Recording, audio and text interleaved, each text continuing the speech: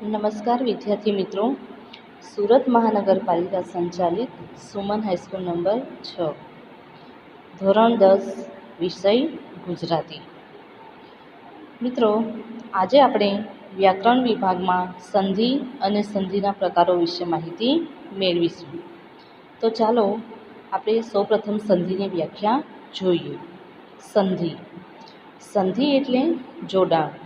બે કે તેથી વધુ શબ્દો પાસે આવે ત્યારે પહેલા શબ્દનો છેલ્લો અક્ષર અને બીજા શબ્દના પ્રથમ અક્ષરમાં ઉચ્ચારણ સંદર્ભે પરિવર્તન આવે તે સંધિ. મિત્રો, સંધિ એ ખરેખર તો વાંચવાનો વિષય નથી, પણ બોલવાનો વિષય છે. તમારે જે સંધિ કરવાની હોય તે બે શબ્દોને ઝડપથી બોલશો એટલે ત્યાં સંધિ થશે જ. તમારે માત્ર એને ઓળખવા પર ધ્યાન આપવાનું છે. તો સંધિના મુખ્ય 3 પ્રકારો છે. પહેલું સ્વર સંધિ, બીજું વ્યંજન સંધિ, ત્રીજું વિસર્ગ સંધિ. સૌ પ્રથમ આપણે સ્વર સંધિ વિશે માહિતી મેળવીશું. સ્વર સંધિ સંધિથી જોડાતા કે પરિવર્તન પામતા બંને ધ્વનિઓ સ્વર હોય તો તે સ્વર સંધિ કહેવાય છે. તો મિત્રો, આપણે સ્વર સંધિના કેટલાક નિયમો જોઈશું. પહેલો નિયમ છે કે બે સજાતીય સ્વર જોડાય ત્યારે તે દીર્ઘ બને છે. હવે મિત્રો, તમને એવું લાગશે કે સજાતીય સ્વર એટલે કેવા પ્રકારના સ્વર? તો અ, આ, ઈ, ઉ, આ સજાતીય સ્વર છે. તો આપણે અહીંયા સજાતીય સ્વરના ઉદાહરણો જોઈશું. પહેલું છે દેહ પ્લસ અભિમાન. તો આપણે જોઈશું કે દેહ શબ્દમાં છેલ્લો અક્ષર હ છે, એટલે એમાં અ સ્વર છે, અને બીજા શબ્દનો પહેલો અક્ષર અ છે. તો અહીંયા અ પ્લસ અ બરાબર શું બનશે? તો કે આ બને છે. એટલે કે અહીંયા દેહ પ્લસ અભિમાન શબ્દ ભેગો થઈ દેહાભિમાન શબ્દ બને છે. એટલે કે બંને રસ્વઈ શબ્દ જે છે એ બંને રસ્વઈ સ્વર ભેગા થઈને દીર્ઘ સ્વર બને છે. એવી જ રીતે કવિ પ્લસ ઈશ્વરમાં પહેલા શબ્દનો છેલ્લો અક્ષર વી છે, એટલે એમાં વની અંદર કયો સ્વર સમાયેલો છે? તો કે ઈ સ્વર છે, પણ એ ઈ સ્વર કેવો છે? હસ્વ છે. બીજા શબ્દમાં પહેલો અક્ષર દીર્ઘ ઈ છે. હવે હસ્વ ઈ અને દીર્ઘ ઈ બંને ભેગા મળી દીર્ઘ ઈ બને છે. એટલે કે કવિ પ્લસ ઈશ્વર શબ્દની જ્યારે સંધિ થાય છે ત્યારે કયો શબ્દ બને છે? કવિસ્વર. તો તમે અહીંયા જોશો કે કવિસ્વર શબ્દ લખતી વખતે કવિમાં વી જે છે એ કેવો છે? દીર્ઘ ઈ છે. એવી જ રીતે પરીક્ષા શબ્દમાં પણ બંને રસ્વ ઈ ભેગા થઈ દીર્ઘ બને છે. વધુર્મી શબ્દમાં પણ તમે જોશો કે બંને દીર્ઘ ઉ ભેગા થઈ દીર્ઘ ઉ જ બને છે. એટલે કે બંને સ્વર હસ્વ હશે તો પણ દીર્ઘ જ બનશે, બંને સ્વર દીર્ઘ હશે તો પણ દીર્ઘ સ્વર જ બનશે, અને એક હસ્વ અને એક દીર્ઘ સ્વર હશે તો પણ દીર્ઘ જ સ્વર બનશે. હવે આપણે જોઈશું બીજો નિયમ. બે વિજાતીય સ્વર જોડાય ત્યારે કોઈ ત્રીજો સ્વર બને છે. હવે વિજાતીય સ્વર કોને કહેવાય? તો આપણે જોયું કે સજાતીય સ્વર એટલે કેવા? તો કે અ, ઈ, ઉ આ સજાતીય સ્વર છે. જ્યારે વિજાતીય સ્વર એટલે આ, ઈ કે આની સાથે ઉ જોડાય ત્યારે કેવો સ્વર બને છે? વિજાતીય સ્વર બને છે. તો અહીંયા પણ આપણે જોઈશું કે પહેલો શબ્દ છે રાજ પ્લસ ઈશ્વર. તો આમાં પહેલા શબ્દમાં છેલ્લો અક્ષરમાં અસ્વર છે, જ્યારે બીજા શબ્દમાં પહેલા અક્ષરમાં ઈ સ્વર છે. એટલે કે અ ઈ એ બંને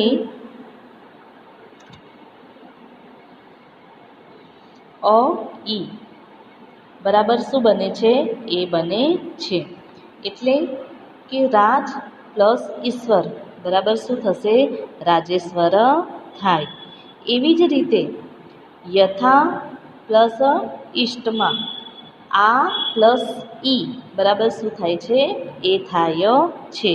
એવી જ રીતે ગંગા પ્લસ ઉદકમાં આ અને ઉ સ્વર ભેગો થઈ ઓ સ્વર બને. વિદ્યા પ્લસ ઉપાસના શબ્દમાં પણ આ અને ઉ ભેગો થઈ ઓ સ્વર બને. તેવી જ રીતે સપ્તઋષિ શબ્દમાં અ અને ઋ ભેગો થઈ કયો સ્વર બને છે? અર સ્વર બને છે. એટલે કે વિદ્યાર્થી મિત્રો, તમારે ધ્યાન રાખવાનું છે કે જ્યારે અ અને ઈ સ્વર ભેગા થાય ત્યારે કયો ત્રીજો સ્વર બને છે? તો કે એ સ્વર બને છે. જ્યારે અ અને ઉ સ્વર ભેગા થાય ત્યારે ત્રીજો સ્વર બને છે ઓ. અને અ અને ઋ સ્વર ભેગા થાય ત્યારે બને છે અર સ્વર બને છે. એ તમારે ધ્યાનમાં રાખવાનું છે. ત્રીજું જોઈએ, રસ્વ ઈ કે દીર્ઘ ઈ પછી કોઈ પણ વિજાતીય સ્વર આવે ત્યારે ઈ કે ઈને સ્થાને શું થાય છે? તો કે ય થાય છે. ઉદાહરણ જોઈએ, પ્રતિ પ્લસ અક્ષર શબ્દમાં પહેલા શબ્દનો છેલ્લો અક્ષર તી માં રસ્વ ઈ છે, જ્યારે બીજા શબ્દનો પહેલો અક્ષર અ છે. એટલે નિયમ પ્રમાણે ઈ પછી કોઈ પણ વિજાતીય સ્વર આવે એટલે ઈને સ્થાને શું આવે છે? તો કે ય આવે છે. એટલે આપણે અહીંયા જોઈશું કે પ્રતિ પ્લસ અક્ષમાં શું થશે? તો કે ઈને સ્થાને ય આવશે એટલે બનશે પ્રત્યક્ષ. એવી જ રીતે પ્રતિ પ્લસ એકમાં પણ ઈ પછી અ સ્વર હોવાથી ઈનું શું થાય છે? ય થશે એટલે શબ્દ બનશે પ્રત્યેક. ત્યાર પછી અતિ પ્લસ અંતમાં પણ ઈ પછી અમ સ્વર હોવાથી શું બને છે? એનું ઈનું ય બનશે એટલે એનો શબ્દ બનશે અત્યંત. વી પ્લસ ઉત્પન્નમાં પણ ઈ પછી શું છે? તો કે ઈ પછી વિજાતીય સ્વર ઉ છે અને વિજાતીય સ્વર ઉ હોવાના કારણે ઈનું શું બની જશે? ય. એટલે વી પ્લસ ઉત્પન્ન બરાબર થશે વ્યુત્પન્ન શબ્દ બનશે. એવી જ રીતે રસ્વ ઉ કે દીર્ઘ ઉ પછી કોઈ પણ વિજાતીય સ્વર આવે ત્યારે ઉને સ્થાને શું આવે છે? વ આવે છે. ઉદાહરણ જોઈએ, સુ પ્લસ આગત શબ્દમાં તમે જોશો કે પહેલા શબ્દમાં કયો સ્વર છે? ઉ. જ્યારે બીજા શબ્દનો પહેલો અક્ષર કેવો છે? તો કે વિજાતીય છે. એટલે કે અહીંયા પણ આપણે જોઈએ કે નિયમ પ્રમાણે ઉ પછી વિજાતીય સ્વર હોવાના કારણે ઉનું શું થશે? વ થશે. એટલે સુ પ્લસ આગત બરાબર થશે સ્વાગત. એવી જ રીતે અનુ પ્લસ અય માં પણ આપણે જોઈશું કે છેલ્લો જે પહેલા શબ્દનો જે છેલ્લો જે અક્ષર જે છે એમાં કયો સ્વર છે? તો કે ઉ. અને પછી વિજાતીય સ્વર હોવાથી ઉનું શું થશે? વ. એટલે અનુ પ્લસ અયનું બનશે અન્વય. તેવી જ રીતે સુ પ્લસ અચમાં પણ ઉ પછી અ વિજાતીય સ્વર છે એટલા માટે ઉનું શું બનશે? વ. એટલે સુ પ્લસ અચમાં નું જ્યારે આપણે સંધિ કરીએ છીએ ત્યારે એનું સંધિ શું બનશે? સ્વચ્છ બનશે. પાંચમો નિયમ, એ ઐ ઓ ઔ પછી અ આવે તો એ ઐ ઓ ઔ પછી અ આવે તો એનું શું બને છે? ઐનું આય, ઓનું ઔ અને ઔનું આવ થાય છે. દાખલા તરીકે ને પ્લસ અન શબ્દમાં તમે જોશો કે નેમાં કયો સ્વર છે? તો કે એ સ્વર છે.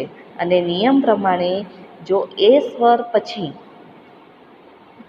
અ સ્વર આવે તો એ સ્વરની જગ્યાએ કયો સ્વર આવી જશે? તો કે અય થાય છે. એટલે અહીંયા ને પ્લસ અન બરાબર શું થશે? નયન થશે. હવે નયન શબ્દ બોલતી વખતે અય સ્વર બોલીએ છીએ, નયન. તો ન પ્લસ અન અય શબ્દ અય સ્વર આપણે બોલીએ છીએ. એવી જ રીતે ગઈ પ્લસ અકમાં પણ તમે જોશો કે ગઈમાં એ સ્વર અય સ્વર છે. અને બીજા શબ્દમાં પહેલો અક્ષર ઓ હોવાથી એ પ્લસ અ બરાબર થાય છે આઈ. એટલે કે ગઈ પ્લસ અક બરાબર થશે ગાયક. એવી જ રીતે ભો પ્લસ અનમાં પણ ભોમાં ઓ સ્વર છે અને ત્યાર પછી અ સ્વર હોવાના કારણે ઓ પ્લસ અ બરાબર થશે ઔ. એટલે કે ભો પ્લસ અન બરાબર થશે ભવન. એવી જ રીતે પૌ પ્લસ અપ શબ્દમાં પણ તમે જોશો કે ઔ સ્વર છે, ત્યાર પછી અ સ્વર હોવાના કારણે ઔ પ્લસ અ બરાબર થશે આવ. એટલે પૌ પ્લસ અપમાં ભેગા થઈને શું બનશે? પાવક શબ્દ બનશે. તો મિત્રો આમાં પણ 5મા નંબરનો જે નિયમ જે છે એમાં તમારે ખાસ યાદ રાખવાનું છે કે જ્યારે એ સ્વર પછી જો અ સ્વર હશે તો એનું શું થશે? અય. ઐ સ્વર પછી અ હશે તો ઐનું શું બનશે? આય. અને ઓ સ્વર પછી અ હશે તો ઓનું શું બનશે? ઔ. અને ઔ સ્વર પછી અ હશે તો ઔનું શું બનશે? આવ બનશે. એ તમારે ધ્યાનમાં રાખવાનું. હવે આ તો થઈ સ્વર સંધિની વાત. હવે આપણે જોઈશું વ્યંજન સંધિ. તો વ્યંજન સંધિ કોને કહેવાય? તો કે સંધિમાં વ્યંજન સાથે સ્વર જોડાય કે વ્યંજન સાથે વ્યંજન જોડાય તેને વ્યંજન સંધિ કહે છે. તો વ્યંજન સંધિનો પહેલો નિયમ છે કે પહેલા શબ્દના અંતે જે વ્યંજન હોય તેના પછી ત્રીજા ક્રમનો વ્યંજન લેવાથી આ પ્રકારની સંધિ થાય છે. દાખલા તરીકે આપણે અહીંયા જોઈએ, પહેલું ઉદાહરણ છે દીક પ્લસ અંત. માં આપણે જોઈશું કે પહેલા શબ્દનો છેલ્લો અક્ષર કયો છે?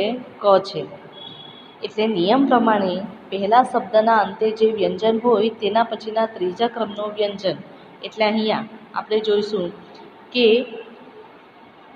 દીક શબ્દમાં છેલ્લો અક્ષર ક છે. એટલે ક પછી શું આવે? ખ. અને ખ પછી ત્રીજા ક્રમનો જે વ્યંજન જે છે તે કયો છે? તો કે ગ છે. તો અહીંયા નિયમ પ્રમાણે ત્રીજો વ્યંજન કયો થશે? ગ.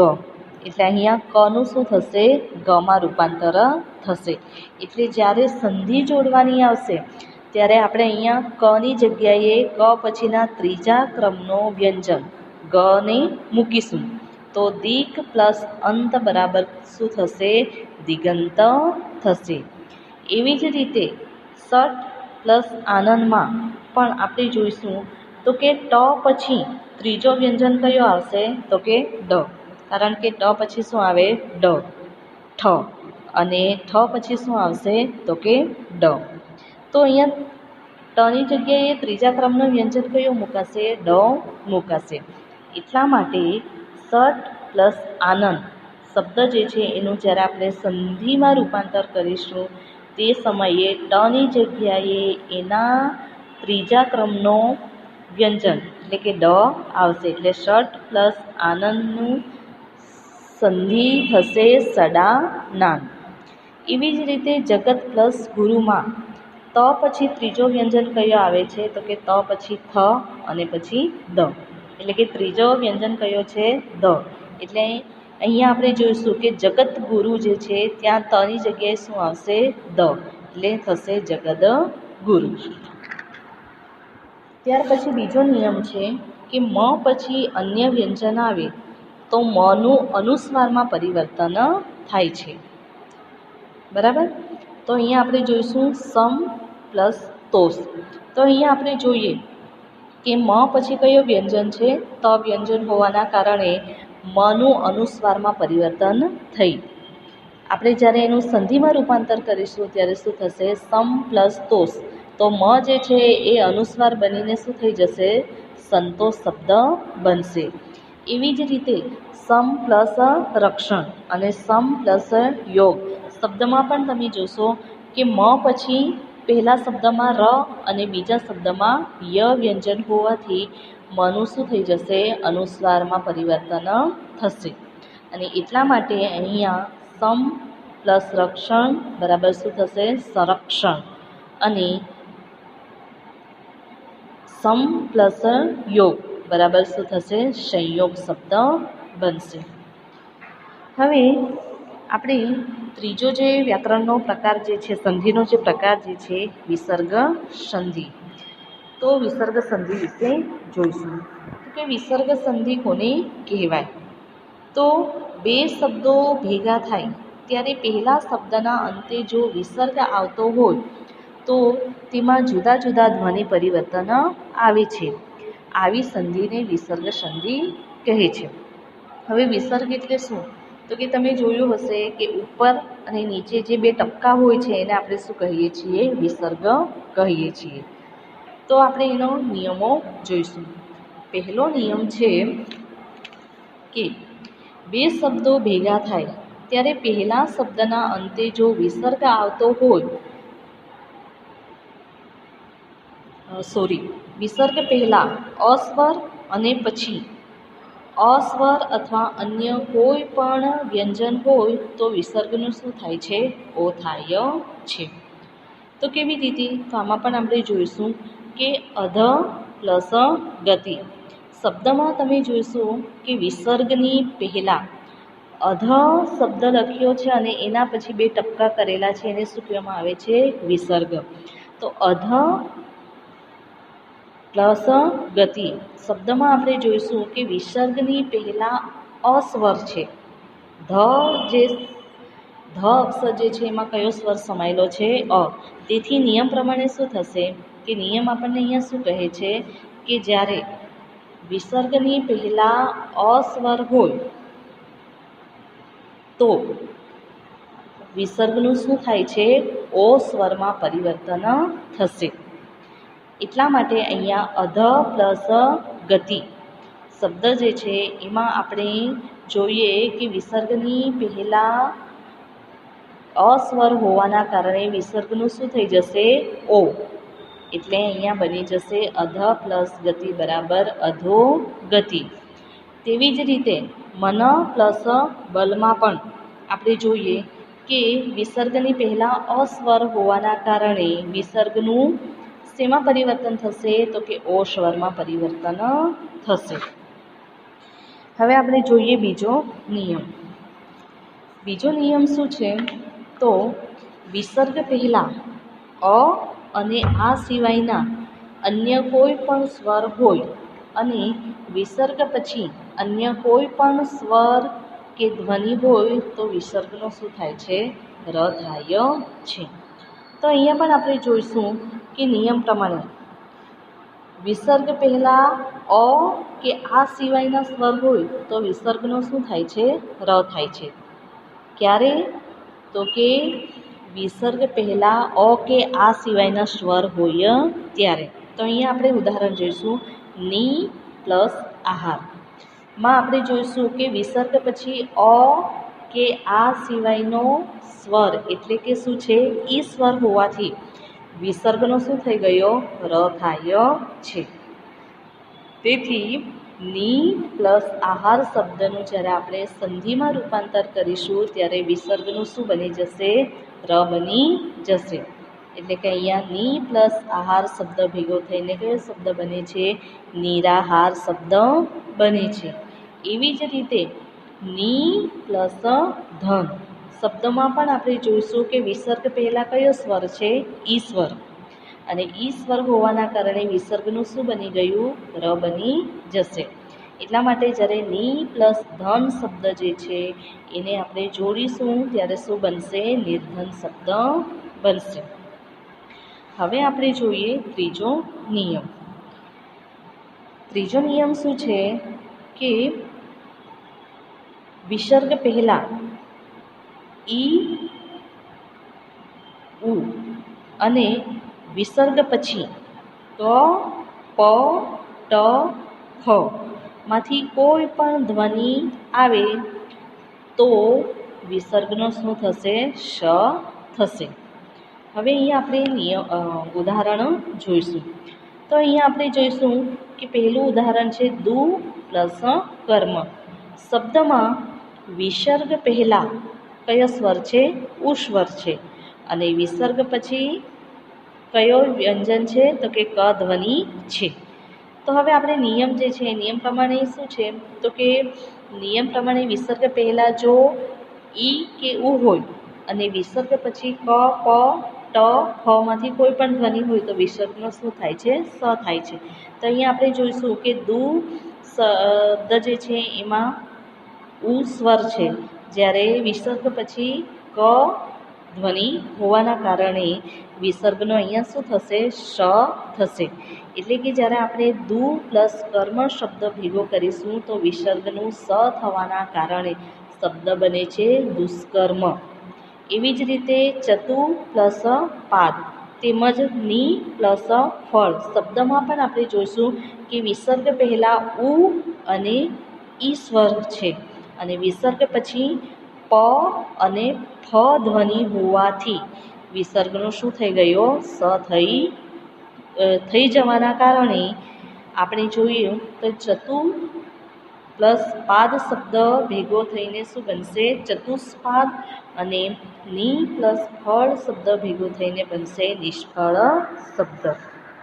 એવી જ રીતે ચોથો નિયમ આપણે જોઈશું કે ચોથા નિયમમાં શું છે કે વિસર્ગ ધરાવતા ની પ્રત્યય પછી જો ર ધ્વનિ આવે તો ની કેવો થાય છે? તો કે દીર્ઘ થાય છે. અને વિસર્ગનો શું થાય છે? લોપ થાય છે. લોપ થવું એટલે અદૃશ્ય થવું, દૂર થવું. દાખલા તરીકે આપણે અહીંયા પહેલું જોઈશું કે ઉદાહરણ છે ની પ્લસ રો. તો આ શબ્દમાં તમે જુઓ કે નિયમ પ્રમાણે કેવું છે કે જો ની પ્રત્યય પછી ર ધ્વનિ આવતો હોય તો જે ની જે છે એ શું થશે? દીર્ઘ થશે. તો અહીંયા આપણે જોયું કે ની પછી શું છે? વિસર્ગ છે અને વિસર્ગ પછી ર ધ્વનિ આવતો હોવાના કારણે આપણે જોઈશું કે આ જે ની જે અહીંયા રસ્વ છે એ ની રસ્વની જગ્યાએ શું થઈ જશે? દીર્ઘ થઈ જશે. અને વચ્ચેથી જે વિસર્ગ જે છે એ વિસર્ગ શું થશે? નીકળી જશે. એટલે ની પ્લસ રોગ શબ્દ થઈને ભેગો થઈને શું બનશે? નિરોગ શબ્દ બનશે. પણ કેવો? દીર્ઘ ની. ત્યાર પછી આપણે જોઈશું કે ની પ્લસ રસમાં પણ આ જે શબ્દ જે છે એમાં પણ આપણે જોઈશું કે વિસર્ગ પછી ર ધ્વનિ હોવાના કારણે જે રસ્વની જે છે એની જગ્યાએ દીર્ઘની બની જશે અને વિસર્ગ નીકળી જશે. એટલે ની પ્લસ રસ શબ્દ ભેગો થઈને બનશે નીરસ શબ્દ બનશે. એવી જ રીતે આપણે પાંચમા નંબરનું જોઈએ. તો પાંચમા નંબર પર શું છે? તો કે જ્યારે વિસર્ગ પછી ચ, છ કે સ ધ્વનિ હોય તો વિસર્ગનો શું બની જાય છે? સ બની જાય છે. તો અહીંયા આપણે જોઈશું કે ઉદાહરણમાં કે ની પ્લસ ચિંત. તો અહીંયા આપણે નિયમ પ્રમાણે જોઈએ તો વિસર્ગ પછી કયો ધ્વનિ છે? ચ.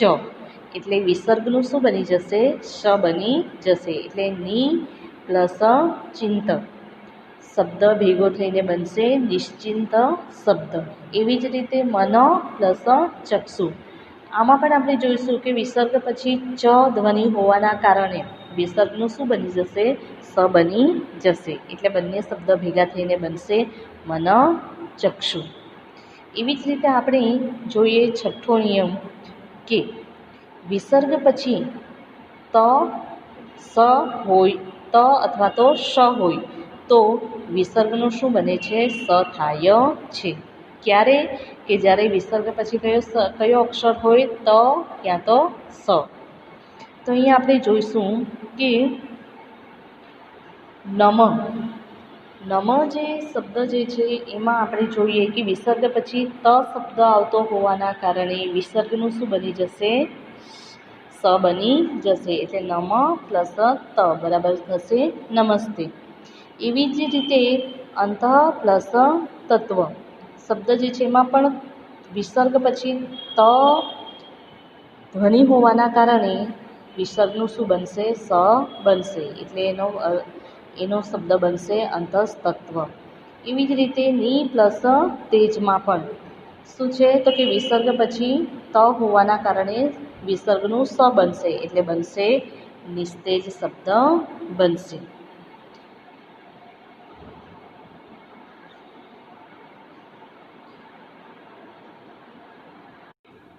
તો વિદ્યાર્થી મિત્રો, આ રીતે આજે આપણે સંધિ અને સંધિના પ્રકારો વિશે માહિતી મેળવી. તો મિત્રો, તમને આ વિડીયો દ્વારા સંધિ વિશેની ખૂબ સારી સમજ મળી ગઈ હશે એવી હું આશા રાખું છું.